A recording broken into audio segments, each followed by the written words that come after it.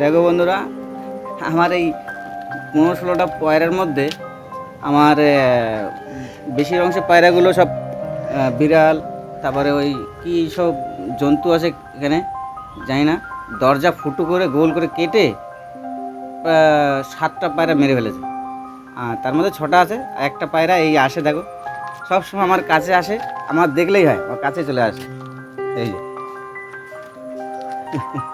আমার কাছে চলে আসে অটোমেটিক, আমার দেখলেই হয় এই উড়ে চলে আসবে আমার হাতে, আর এসে এত সুন্দর করে বসবে ঘাড়ে হাতে, মানে ভাত খেতে বসলে ভাতের মধ্যে এসে ঠুকুর ঠুকুর দেবে, খাবে।